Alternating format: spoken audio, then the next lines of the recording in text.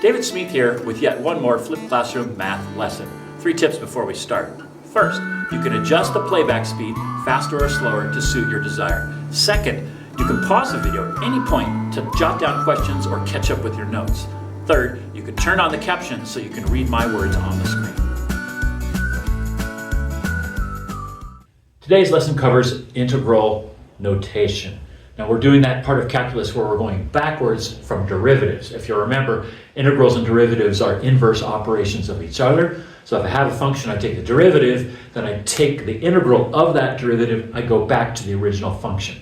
So definite integrals, talk about what the definite means in a minute, gives the area under the curve. So any function, if you want to know the area under that curve, we use this process. So here's our notation. This little elongated sort of s is the integral sign. So we're saying take the integral from a to b of f of x dx. So the a to b means that we're going to take, it's going to be from x being greater than or equal to a, but less than or equal to b. So that's the range of our integral. We'll talk about that in a minute with a graph. The d of dx really just means with respect to x. So we're taking the integral of f of x from a to b with respect to x. That's what this notation means. Let's apply integral notation to this problem, which might be familiar to you if you're in my class. So what we have is a time versus velocity graph. So this is changing velocity over time, and we know the distance traveled is the area under this curve, which is a straight line, but we call it area under the curve. And here's our function. Velocity as a function of time is minus 5t plus 10. And so I've graphed this out with the x and the y intercepts, and now let's write that in integral notation. Okay, so check this out. Take the integral from 0 to 2. So that's our a and our b. The a is the x value at the start of our curve. So the x value here is 0, and the b is the x value at the end of our curve, at the end of the area that we're interested in. So from 0 to 2, take the integral of our function, minus 5t plus 10 dt. We use dt instead of dx because our variable is t, and that equals 10. Now, the reason we know that's 10 is that we calculated the area in an earlier activity where we calculated the area of this triangle, and we put in the triangle formula, and that gives us 10. So we know that the integral from 0 to 2 of minus 5t plus 10 dt equals 10. Okay, let's do a more complicated problem. Again, one we did in a class activity already. We've got this particular situation where we have increasing velocity up to second number 2, and we're at 3 meters per second at that time. But then from second 2 to 5, we stay constant at 3 meters per second. So we want to know the distance traveled, which would be the area under this curve. Make our dot there, and it would be this area. And I'll refresh you.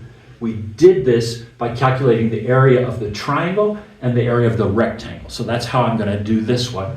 So pause the video if you're feeling bold. Write this in integral notation. So what we do is we use this little equation in here, and this takes a little thinking to get your head around. T is my base.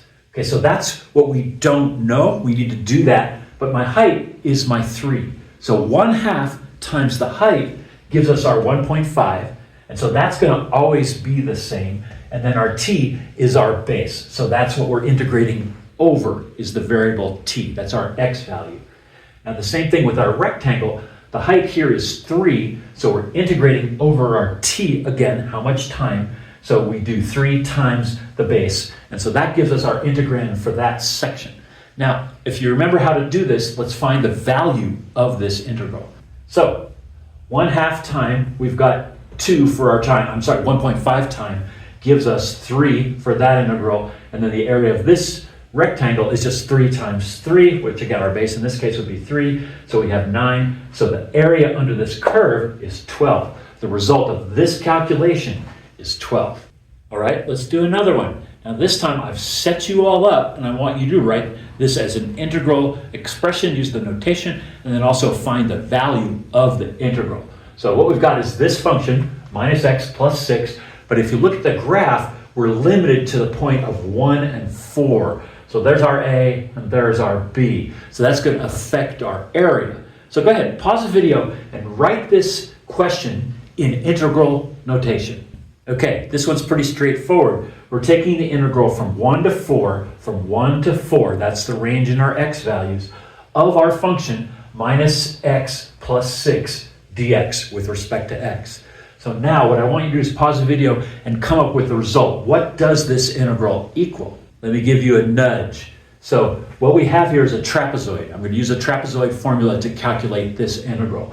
So we needed to figure out what the coordinates of these 2 points were, because that's going to determine the lengths of our bases. So when x is 1, y is 5. I just did that by plugging in 1 for x and doing my calc, and that kicks out a 5. Same thing with 4. When x is 4, you put it into the function, you get 2 out. So now I have everything I need to use the trapezoid area formula to calculate the area, and that means the result of the integral. So go ahead, pause the video, and do that. Just in case you didn't remember the trapezoid area formula, there it is. Now try the calculation.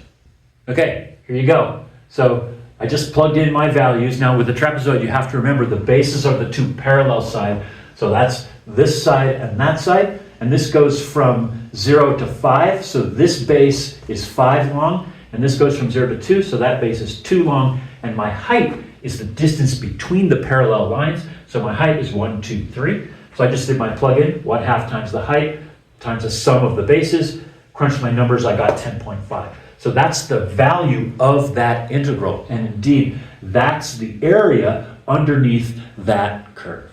Okay, now I'm going to pose the problem with integral notation. So this is asking, find the integral from -1 to 4 of x plus 4 dx with respect to x. So we're being asked to find that.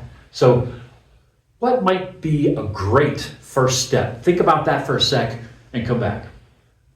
Okay, if you thought graph it, you were right. That's what I was thinking of. So let's do that. Go ahead and make a graph of this function, keeping in mind the lower and the upper bounds. Okay, here's my graph. I paid attention to my lower and my upper bound, so I only graph this line from -1 to 4. And now the nice thing is I need to figure out my y coordinates. What is that point and what is that point? So I just plug the x into my function to get the y. So this one is the point -1, 3, because when I plug -1 in, I get 3 out. And this point is 4 plus 4, so this is 4, 8. Okay? So now I have a graph, and I've labeled all my points on the graph, so that now I can find the integral of this. I can find the result of that. So pause the video and do that calculation. Okay, let's see how you did. My value is 27.5. So the value of this integral is 27.5, which is the area underneath this straight line, this curve. So let's take a look at the trapezoid area formula. There you go, David. 1/2 times the height times the sum of the bases. So the height, again, the distance between the parallel lines. So these 2 lines, what's the distance? It goes from -1 to 4, so that distance is 5. Now the bases are the 2 parallel lines. They both start at 0 and go up. So this base is 3 and that base is 8. So I put that in there, and then I add these up. That's 11 times 5 is 55 times 1/2 is 27.5. So the area of this integral, the area of this under that curve, which is the integral from -1 to 4 of x plus 4 dx, is 27.5. Now that you've watched the video, take a moment to jot down extra notes or jot down some questions for our next class. You can also re-watch portions of the video that you didn't get the first time. If you enjoyed the video, please click like, and if you'd like to help me grow my YouTube channel, please click subscribe.